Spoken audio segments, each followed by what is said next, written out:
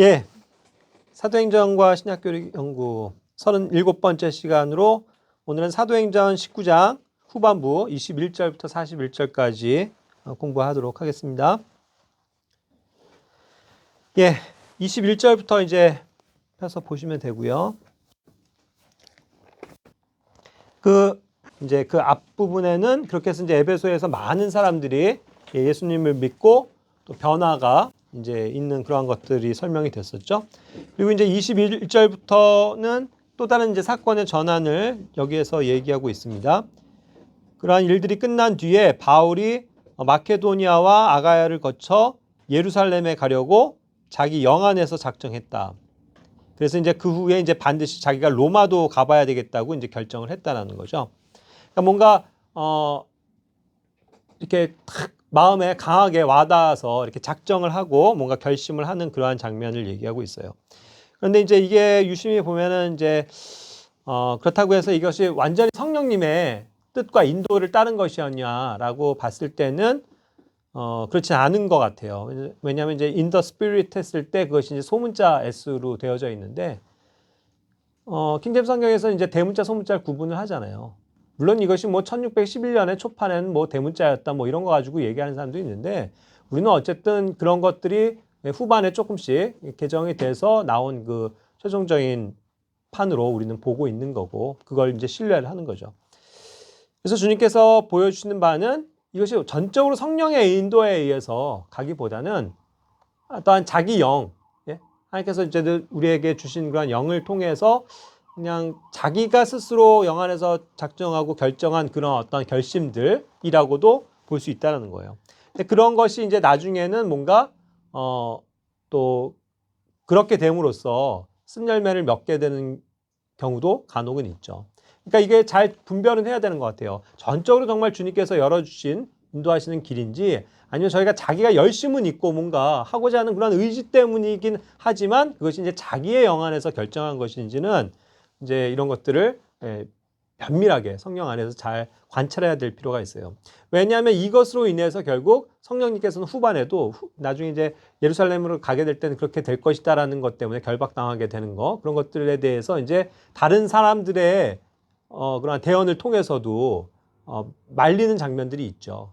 그런데도 이제 그거를 나는 그럴지라도 나는 간다 하면서 이제 밀고 가는 그런 이제 바울의 의지를 볼 수 있죠. 그러니까 이제 그런 어떤 선한 의지조차도 정말 성령의 인도를 따라서 평안하게 가는 것이냐 아니냐는 조금 나중에 이제 그 판가름을 할 수가 있는 것 같아요. 그러니까 조심스럽긴 하지만 우리가 자기가 어쨌든 뭔가 하고자 하는 그런 열심들 이런 것도 아무리 좋은 것, 선한 것이라 할지라도 영 안에서 된다고 하더라도 정말 주님의 인도인지 그런 것들을 잘 분별해야 될 필요는 있는 것 같아요. 그렇다고 본다면 뭐 바울도 어떤 점에서는 좀 자기 고집도 있고 그런 것이 그의 이제 하나의 연약함이었을 수도 있다라는 생각을 할 수 있는 거죠. 그러니까 바울도 그러니까 완전한 사람이 아니라는 거예요. 완벽한 사람이 아니라는 거예요. 그가 뭐 완벽한 사람이기 때문에 사도기 때문에 그런 주님의 일을 잘한 것이 아니라 그도 역시 그런 식으로 인간적인 뭐 잘잘못 또 작은 어떤 실수 그런 것들이 있다라는 거죠 항상. 하지만 어쨌든 주님을 신뢰하는 과정에 늘 서 있었기 때문에 하나님께서 그를 통해서 일하신 거가 되는 거겠죠. 이제 그러한 표현이라고 우리가 볼 수가 있습니다. 자, 어쨌든 그래서 이제 바울의 계획은 그거예요. 이제 서둘러서 마케도니아와 아가야 지방을 거쳐서 예루살렘으로 이제 드디어 빨리 가는 거. 그리고 거기서 빨리 모든 이제 항상 절기와 맞물려 있죠. 그래서 그 명절을 예루살렘에서 보내고 빨리 이제 그 후에는 자기가 그렇게도 염원했었던 로마, 예? 그 세계 정치, 경제 모든 그 당시의 패권의 제국의 수도인 그 로마 거기를 가서 주님의 일을 복음을 선포하겠다는 어떤 굳은 결심이 있었다는 거죠.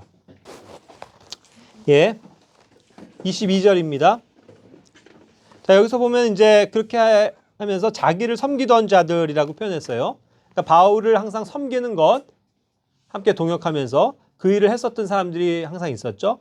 그 중에서 이제 디모데와 에라스도 두 사람을 마케도니아로 이제 들여보냅니다. 에라스도는 아까도 이제 우리가 오전에 봤었는데 로마서에서 이제 문안 인사하는 것들이 나오죠. 에라스도 두 사람을 이제 마케도니아로 이제 들여보내는 겁니다. 그리고 자기는 얼마 동안 더 아시아에서 머물면서 복음의 사역을 했었다는 얘기예요. 예, 그래서 에라스도가 디모데후서 4장 20절에 또 등장을 합니다. 이 에라스도를 조금 공부를 하면 뭐 디모데나 뭐 이런 사람들은 워낙 우리가 잘 아는 인물이니까 그렇지만 그 주변에 있었던 여러 인물들은 조금 생소한 인물들도 있죠. 그래서 공부를 해보자면 에라스도는 그 디모데후서 4장 20절에서 보면은 고린도에 머물렀으나 드로비모는 병들어서 밀레도에 남겨두었노라 하고 이제 디모데 후서 마지막에도 이 사람을 언급하는 걸 봐서는 이런 그 뭐 초기나 혹은 뭐 중기부터 계속 그의 바울의 생애 말년까지도 함께 동역을 했었던 그런 사람이라는 거죠. 그러면서 이제 고린도에 머물러 있었던 사람이라고 표현하고 있죠. 그렇기 때문에 이제 이러한 사람들의 행적을 한번 봄으로써 우리가 이제 바울을 함께 도우면서 복음 사역했었던 사람들에 대한 이제 정보를 조금 이해를 할 수 있는 겁니다.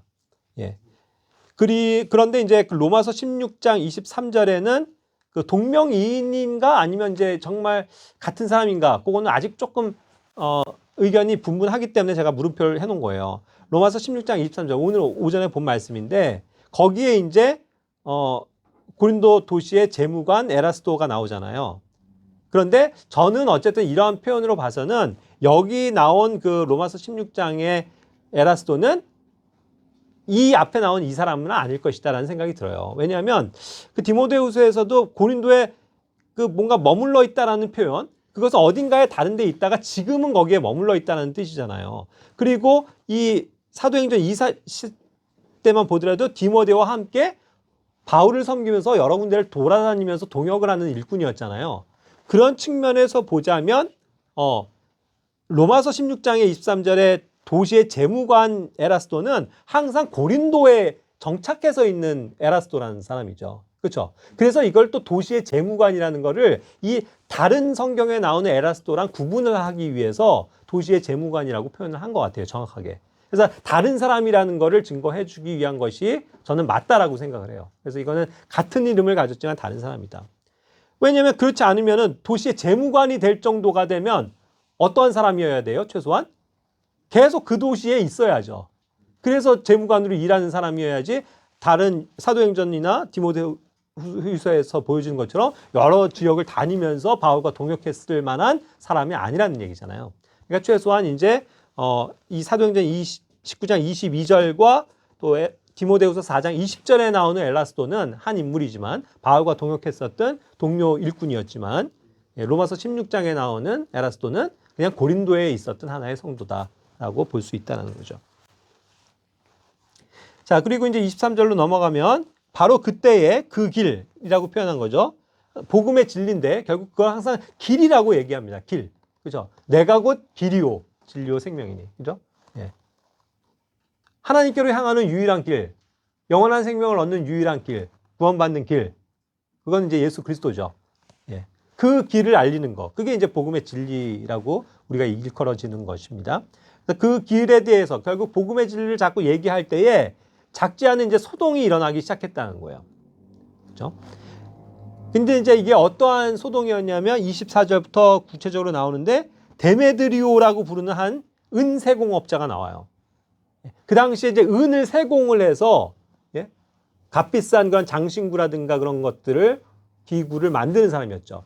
굉장한 기술을 가진 거고 또 이거는 굉장히 돈을 많이 버는 직종이었던 거죠. 은을 다루고 막 이러는 세공을 하는 거기 때문에 정교한 작업이었기 때문에 이제 돈도 많이 버는 그런 사람이었습니다. 근데 이 사람이 뭘 했냐면 결국 그 에베소에 있는 그 다이아나라는 그 여신을 그들은 숭상을 하는데 거기에 이제 제단에 뭐 은 성물함을 만들어서 납품을 하는 거예요. 네? 그런 것들이 이제 분양하러 온 사람들한테 팔리는 거예요. 그러니까 이런 일들을 여러 동료 장인들에게도 이제 함께 하는 그런 일을 맡았었던 세공업자였기 때문에 그들에게나 자기에게나 굉장히 많은 이득을 얻고 있는 거였거든요. 그런 이방신 다이아나 하나 때문에. 그죠? 그런 상황을 얘기하고 있는 거예요. 자, 그런데 이제 그가 이제 붕괴를 해갖고 이제 25절부터 27절까지 사람들 선동하는 과정이 이제 여기 나오는 겁니다. 뭐냐면 이제 그가 같은 그런 직업을 하는 사람들을 모아서, 직공들을 모아서 이제 얘기를 하는 거예요. 선동을 하는 거죠. 자기들이 이 기술, 그죠? 은을 세공을 해가지고 만드는 그 기술로 재물을 얻고 있는 거잖아요.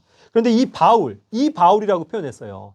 그러니까 그러니까 이 바울이라고 하면 그때도 얘기한 것처럼 에베소 지역에 이 2년 동안 계속 그냥 뭐 두란노라는 학교뿐만 아니라 어디서든 계속 복음을 외치니까 뭐라고 그랬죠? 그 아시아에 있는 사람들이 모두가 다 예? 복음을 들었다라고 얘기했잖아요. 못 들은 사람이 없을 정도로 되었기 때문에 사실 바울은 굉장히 유명한 사람이라고요. 그 사회에 다 알려진 사람이었다는 얘기죠. 그 정도예요. 그러니까 이제 이 바울이라고 얘기하는 거예요. 아, 이 바울이 말이야. 그러니까 잘 알고 있다는 얘기죠. 우리 에베소뿐만 아니라 거의 온 아시아에서 많은 사람들을 지금 설득해가지고 돌아서게 만든다. 돌아선다는 건 뭐예요? 자기들처럼 그렇게 이방 신들을 섬기는 것으로부터 돌아서서 손으로 만든 것들은 뭐다? 결코 신이 아니다. 예? 그러니까 그건 우상이고 그런 걸 섬기면 안 된다라고 말하면서 어떻게 한 거죠? 복음을 전하니까 결국 자기들의 뭐예요? 그렇게 해서 기술과 그러한 생업이 위험에 처해졌다는 거죠. 그 말은 뭐예요? 소득이 줄었다는 얘기죠. 그렇게 해서 많은 사람들이 지금 막 이렇게 돌아서서 복음으로 전향을 하니까 우상신들을 버리잖아요. 그러니까 이제 자기들이 팔던 그 은세공업으로 해서 여신에게 바치는 그런 물건들이 자꾸 감소가 되는 거예요, 판매가.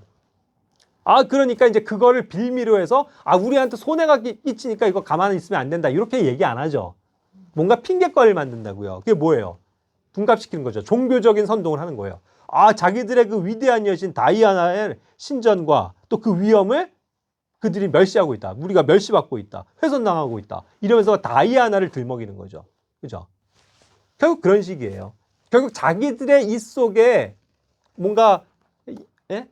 문제잖아요. 이해관계잖아요. 자기들 소득이 줄어드니까 그게 화가 나니까 뭐 종교적인 뭐 그런 것들을 막 둔갑을 해갖고 정치적으로 종교적으로 선동을 하는 거예요. 그죠? 자, 이런 일들이 오늘날 되게 많다는 거예요. 근데 이제 저는 그런 것이 생각이 나요. 여기도 얘기했지만 오늘날 노조가 있죠. 노조가 하는 일들이 사실 이런 거예요. 뭐 민노총이니 뭐 한노총이니 뭐 많은데 이 노조라는 것은 사실 성경적인 의미로 볼 때 우리 크리스찬들은 뭐 혹시 뭐 그 회사에 노조가 있나? 예, 노조 전혀 관여치 마세요. 노조는 우리가 가입하고 거기에 해당되어서는 안 됩니다. 그 개념 자체는요. 노조는 항상 뭘 부르짖어요? 한 단어를 압축한다면? 제일 압축한다면 평등이에요. 평등 사실.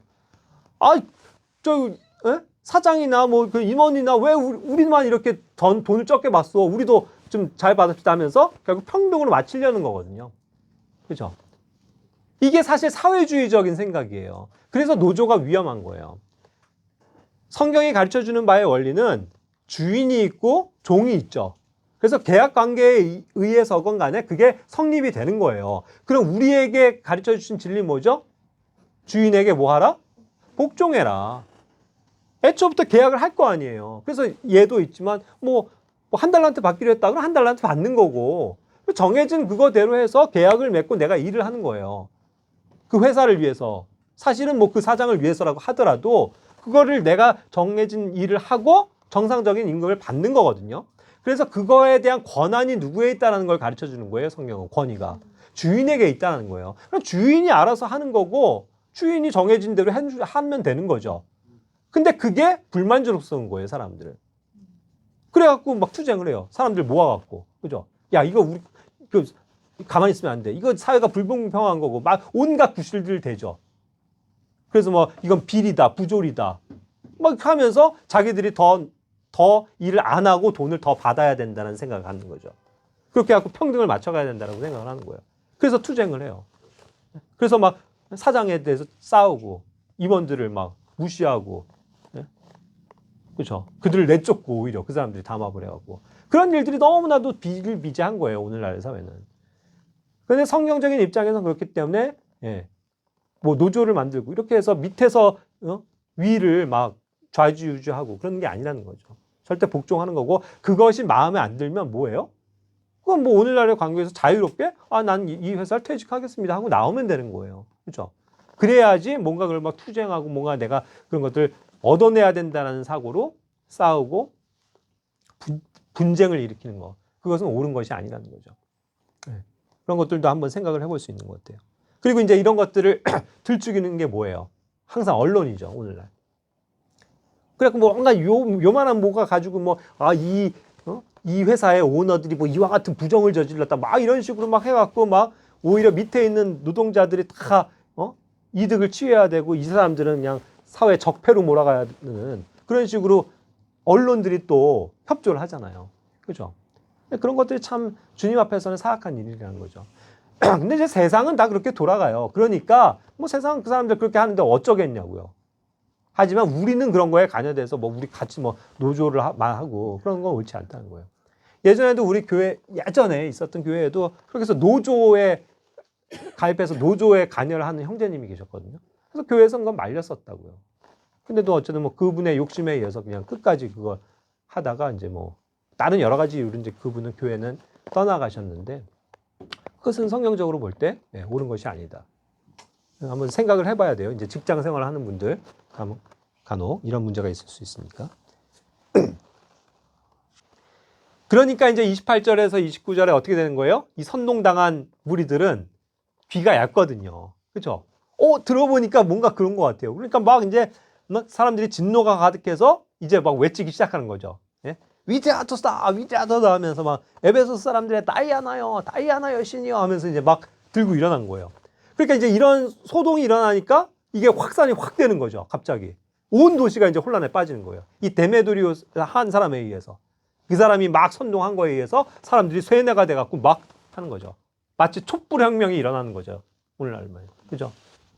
뭐 있지도 않은 뭐 그런 거 가지고 우리도 한때는 뭐 그랬지만 광우병이다 막 해갖고 막 미국을 막 하고 뭐 정치 위정자들을 막 욕하고 막 때려 부시고 이렇게 되는 거잖아요.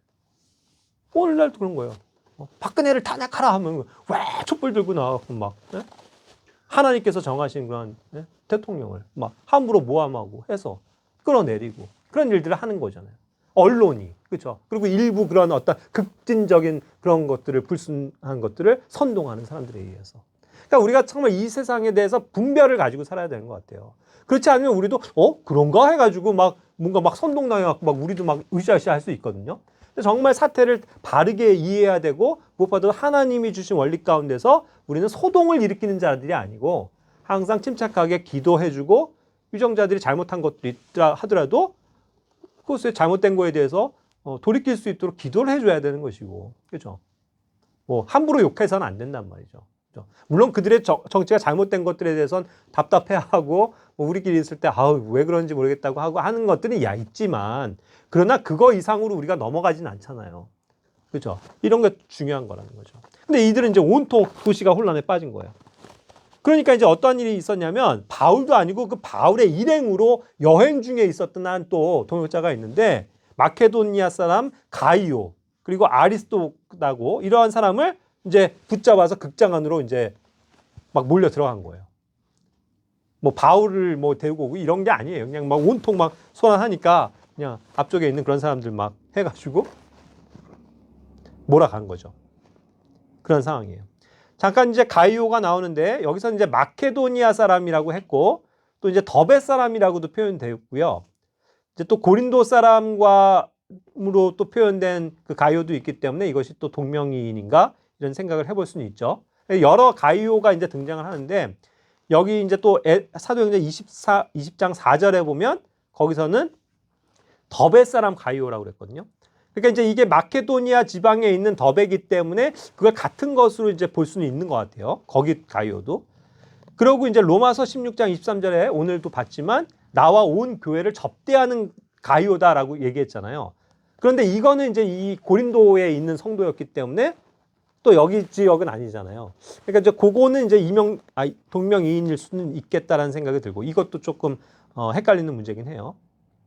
그런데 이제 그 로마서 16장에 얘기한 그 뭐 가이오는 아마도 고린도전서 1장 14절에서 얘기한 가이오는 맞을 거예요. 그래서 처음으로 이제 바울이 그리스도와 가이오 외에는 직접 침례를 준 적이 없다고 그랬거든요. 그래서 직접 침례를 줬었던 그런 어떤 아가의 첫 열매들 중에 하나인 사람이었을 것이고 그것이 이제 그가 온 교회를 위해서 그렇게 접대하는 훌륭한 모범적인 그러한 크리스찬으로서 살아간 사람이라고 보면 요한 3서에서 1장 1절에 얘기하는 그 수신자로서 요한도 사랑하는 그 가이오 그죠? 극진히 사랑한다고 하는 가이오가 아마 이 가이오일 수도 있겠다라는 생각은 들어요. 그래서 이제 여러 어쨌든 장면에 가이오가 나오기 때문에 잠시 살펴봤고요. 그 다음에 이제 아리스타고라는 사람은 역시 또 데살로니가 출신의 마케도니아 사람이라고 그랬어요. 초기부터 오랜 시간 바울과 함께 했던 믿음의 동역자라고 합니다. 참, 아까 방금 더베라고 그랬는데 더베가 참 고린도 지역은 아닙니다. 네, 마케도니아 지역은 아닙니다. 더베는 또 저쪽 다른 쪽이었기 때문에 또 다르게 표현되어서 어쩌면 더베 출신 뭐 마케도니아 사람 이런 표현일 수도 있다라는 생각은 들어요. 자, 그리고 이제 아리스타고인데 이 사람은 이제 데살로니가 출신 마케도니아 사람이라고 이제 분명하게 우리가 추정을 해볼 수 있죠. 그래서 초기부터 오랜 시간 바울과 함께했던 믿음의 동역자 중에 하나입니다. 그렇기 때문에 이제 사도행전 20장 4절에도 아시아로 들어가는 사람 가운데 이제 이 아리스타고가 또 나오고 사도행전 27장 2절에서도 데살로니가 출신 마케도니아 사람이라고 분명하게 얘기했죠. 그 아리스도가 여전히 바울과 함께하고 있는 장면이 나옵니다. 그러니까 계속 이제 바울과 동행하는 사람인 거죠. 그러니까 이제 골로새서 4장 10절에 나와 함께 갇힌 자 된 아리스타고다라고 했을 때 그 아리스타고가 당연히 이 아리스타고라는 것은 이제 성립이 되는 거겠죠. 그러다 보니까 빌레몬서 1장 24절 또 역시 바울의 말년에도 여전히 함께 있는 믿음의 동역자인 거예요. 나의 동료 일꾼 마가와 아리스타고와 데마와 누가가 문안한다. 이렇게 이제 설명을 하고 있죠. 그러니까 완전 말년까지 아니어도 빌레몬서의 배경은 어쨌든 그래서 쭉 어떤 바울의 사역의 중심에 어쨌든 이 아리스타고는 항상 곁에 있었던 사람인 건 분명하죠. 이러한 사람을 이제 이들이 막 붙잡아 갖고 극장 안으로 끌고 들어갔다 그 얘기예요. 그러니까 이제 그 소동이 일어나니까 어떻게 해요? 방금 바로 이제 그 소문을 듣고 30절부터 보면 바울이 이제 거기로 들어가려고 한 거죠. 바울은 항상 비겁한 사람이 아니에요. 용감하게 그냥 자기가 책임을 지고 혹은 자기가 해결하기 위해서 막 가는 용기가 있거든요. 그랬을 땐 그런데 이제 제자들이 막은 거예요. 제발 들어가지 마시라고. 그러면서도 또 그 아시아 지역의 그 주요 인사들이라고 표현한 굉장히 정치적인 권한이 있는 건 사람인 것 같아요. 그 중에 이제 그 바울의 믿는 그런 친구들이 있었는데 사람을 보냈다고 그랬어요. 그래서 그가 위험을 무릅쓰고 극장에 들어가지 말 것을 요청했다고 그랬거든요.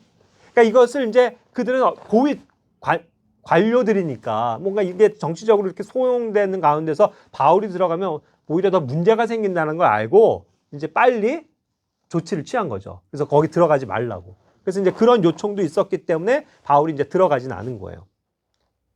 잘 선택한 거죠. 왜냐면 그런 정치적인 거 막 이렇게 할 때 이 막 격분해 있을 때 바울이 들어가면 이건 더 큰 문제가 되잖아요. 지혜를 발휘한 거예요.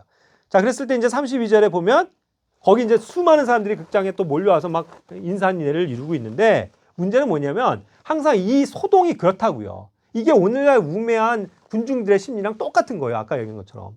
막 뭐 위대하다 하면서 막 사람들 막 우르르 막 모이고 하니까 더 많은 사람들이 이제 모인 거죠. 근데 이게 왜 그런지를 모르는 거예요. 모인 무리가 뭐라고 그래요? 대부분이 무슨 까닭으로 자기들이 모였는지도 알지 못했다고 그랬어요. 야, 이거 왜 모인 거야? 몰라. 야, 무슨 재밌는 일 있어? 몰라. 그러면서 야, 일단 가보자 하면서 막 사람들이 막 그렇게 모였다는 거죠. 그러니까 이 사람도 모르고 저 사람도 몰라요. 예? 그냥 데메드리오랑 몇몇들만 원래 이렇게 해서 안 거겠죠. 그러니까 어떠한 사람은 이걸 외치고 저 사람은 어떤 다른 걸 외치고 막 그러고 있더라는 거예요. 그죠? 그러니까 다 그냥 이해 속도 다르고 다 다른 거예요. 그런데 그냥 모여갖고 막 으쌰으쌰 하면서 막 소동을 일으키는 거에 막 뭐예요? 흥분을 하는 거죠. 이게 군중 심리예요. 이게 보세요. 그런 식으로 해갖고 촛불 집회 같은데 뭐 뭔지도 모르고 그냥 뭐 가자 하니까 애들도 끌려 나오잖아요. 그래갖고 막 촛불 들고 막 이러면 막 애국심이 들끓는 것 같죠. 그리고 뭔가 내가 이 나라 이 정치를 뭔가 바꾸는 위대한 뭔가 일을 해나가는 것 같죠. 그렇죠? 근데 사실 자기들이 뭘 하는지도 알지를 못하는 상태라고요. 그런 어리석은 상태를 얘기를 해주는 거죠. 그러니까 온통 혼란한 거예요. 온통 혼란에 빠져 있는 거죠. 그죠? 세상에 그런 식으로 정치적으로 또 언론이 또 여러 가지 이제 군중 심리에서 선동당해갖고 이루어지는 일들이요 되게 많아요. 그렇죠? 그러니까 우리는 항상 이런 면에서 지혜와 분별력을 가져야 합니다. 그죠? 자, 그러면서 이제 33절, 34절에 보면 이 틈에서 이제 그 바울을 대적하던 유대인들이 그 중에 이제 또 믿는 유대인 성도 알렉산더가 있었는데 그 사람을 이제 군중들 앞으로 밀어냈다고 했어요. 자기들이 뭔가 나서지 않아요, 유대인들은.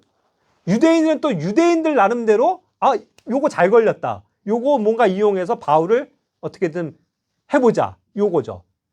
원래는 뭐예요? 데메드리오가 들고 일어난 문제에 유대인들이 몰려와서 야, 이 틈에 바울 얘기하네? 야, 잘 됐다. 우리의 그 대적 믿지 않는 유대인들이잖아요. 바울을 어떻게든 이제 몰아내자. 그렇게 해갖고 바울이랑 알고 있는 그 알렉산더를 밀어냈다는 거예요. 그러니까 이제 알렉산더가 거기에서 이제 진정시키려면서 백성에게 자신을 변호하려고 했다는 건 뭐냐면 알렉산더는 어쨌든 그 지역에 어쨌든 믿는 사람으로서 알려진 사람이겠죠. 그 사람이 이제 손짓하면서 제발 좀 진정들 하십시오. 막 이랬다는 거죠. 그런데 그게 통하지 않는 거예요. 그렇죠? 이제는 이성이 안 돌아가요. 그 군중들이 이렇게 되면.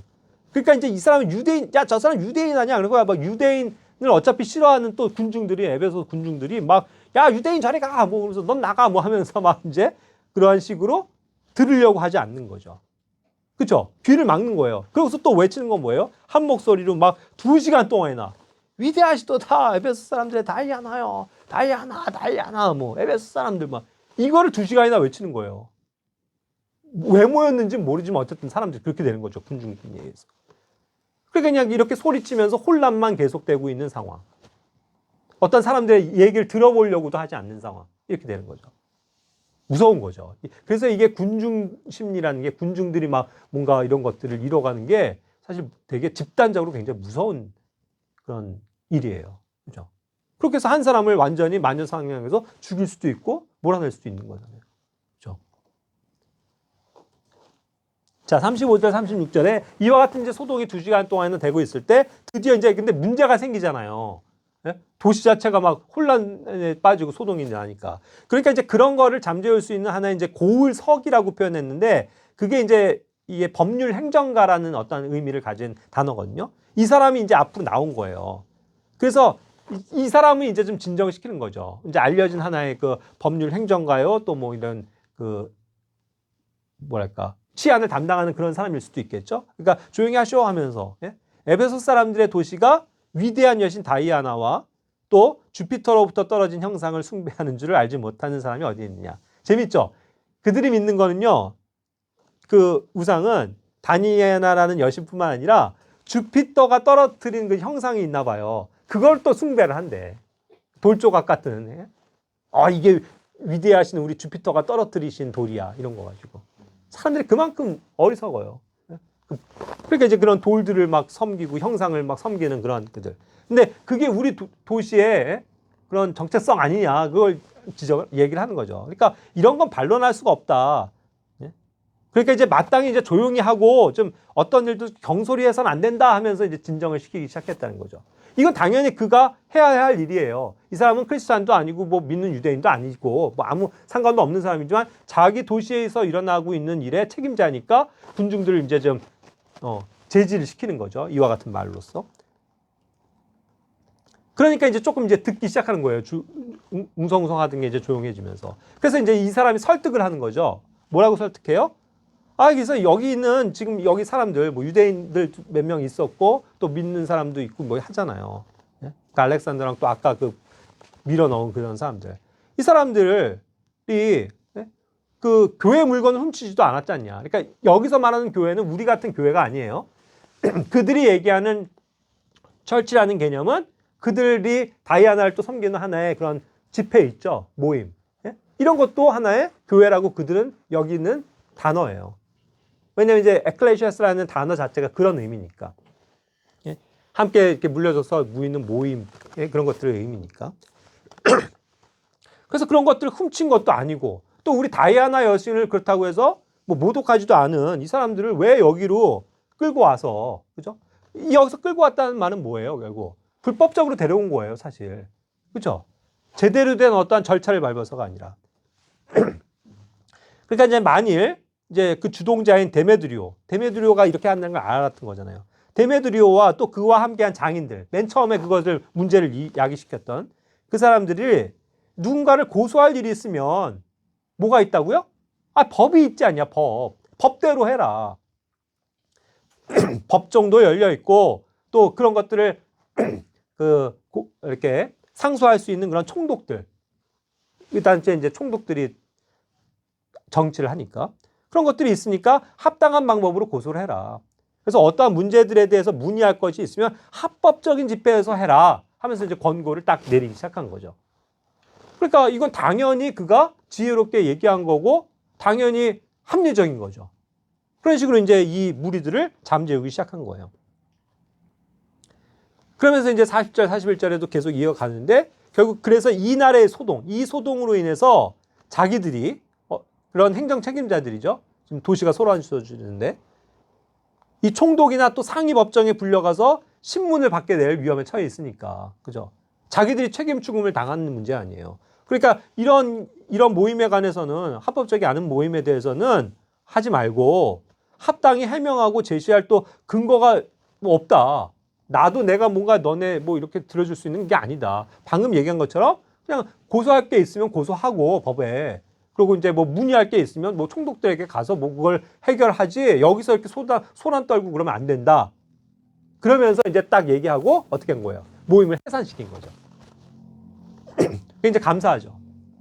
왜냐면 이게 아까 얘기한 것처럼 그게 지혜로웠던 거예요. 하나님께서 주신.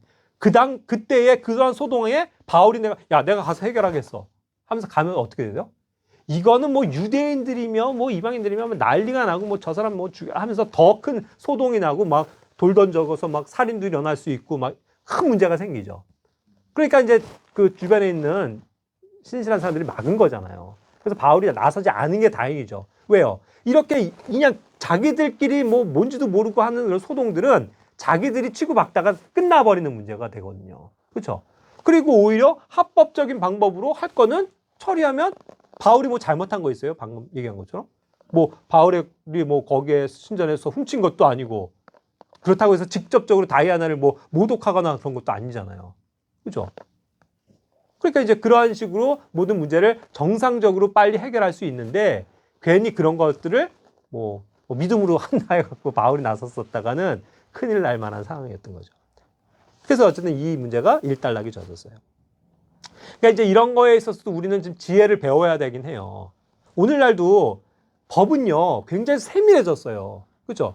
그리고 이것은 합리적으로 정해진 법들이 있잖아요. 우리나라도 대한민국엔 헌법이라는 게 있다고요. 헌법의 기초 위에 또 여러 가지 이제 다른 하위법이죠. 헌법이 상위법이고 거기에 이제 세부적인 여러 가지 법들이 있다고요. 형법, 민법 뭐 여러 가지 뭐 있고 뭐 그다음에 조례들이 있고 판례들이 있고 굉장히 많잖아요. 그래서 굉장히 뭐 이게 이런 일도 있나라는 것들도 다 찾아보면은 법적으로 뭔가 해결할 수 있는 문제들이 있다는 얘기죠. 그러니까 법에서 해결할 수 있는 문제는 법으로 해결하면 돼요. 오늘날 크리스천들도 그렇잖아요. 그렇죠? 그거를 뭐 그냥 믿음으로 뭐 싸운다 하면서 뭐 할 필요는 없는 거죠. 그러니까 이제 이 세상을 정직하고 우리는 그냥 지혜로운 방법으로 살면서 활용할 수 있는 그런 법과 제도 이런 걸 이제 이용해야 되는 지혜는 있어야 되는 거죠. 예. 그러니까 이제 이런 법적인 문제가 특별히 요즘에 이제 그 코로나로 인해서도 많이 이제 야기가 됐었던 건데 이제 감염 예방법이라는 걸 그냥 급조했잖아요.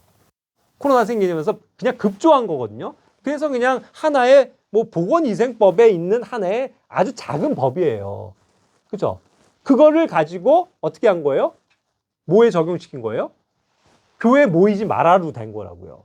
그죠? 그러니까 이게 어떻게 되는 거예요? 법적인 영역에서 보면 모든 법률가들이 변호사건, 뭐 판사건, 검사가 다 얘기를 이구동성으로 하는 건 이거는 위헌의 소지가 있다라고 얘기하는 거잖아요. 위헌의 소지. 그건 뭐예요? 상위법, 즉 헌법에서 제시하고 있는 가장 중요한 하나의 근간이 되는 거 뭐예요? 종교의 자유. 그죠? 내가 무엇이든 믿을 수 있고 내가 무엇이든 외칠 수도 있고 내가 무엇이든 자유롭게 모일 수 있는 게 종교 또 집회의 결사의 자유잖아요. 그거를 헌법이 보장해 주는 건데 이 밑에 있는 하위법인 감염법이 이거를 못하게 한다면 어떻게 되는 거예요? 법적인 면에서 문제가 생기는 거예요. 그죠? 그러니까 어떻게 하는 거예요? 그걸 아니까 일부 교회들은 뭐 부산에 있는 세계로 교회 같은데 뭐 그런 단체를 만들면서 이걸 법적으로 해결하기 시작한 거죠. 봐라, 너네 이거 잘못되지 않았냐 하면서 법적으로 자꾸 끄집어내고 예? 상소하고 하니까 어떻게 되는 거예요? 이게 쑥 들어간 거예요. 쑥 들어간 거예요. 그러니까 어떻게 보면 크리스찬들도 다 같이 이런 것들을 해갖고 이건 안 된다 하면서 다 같이 힘을 합쳤으면 예전에 벌써 그런 문제 끝났죠. 미국이 그렇잖아요. 미국도 물론 주에 따라서 조금씩 다르지만 대형 교회들이 중심으로 돼갖고 연합해갖고 막 예배는 중요한 거다 하니까 거기 또 헌법 같은 법이 있는데 딱 확보해 준 거 아니에요. 그런 것으로서 뭐 예배를 금지한 건 위헌이다. 딱 판결을 내니까 어떻게 되는 거예요? 더 이상은 못 건드리는 거예요. 그러니까 이제 우리도 그런 것들을 안다면, 아는 것들이 있다면 그런 것들을 지혜롭게 활용할 수 있으면 좋죠. 이제 그런 것들도 이제 이 세상을 살아가면서에 있어서의 여러 가지 지혜의 방법인 것 같아요. 그래서 이제 이러한 같은 식으로 이제 이 소동이 있었던 것이 이제 끝나게 되죠. 예. 그러면 이상 일단은 19장까지 마치겠습니다.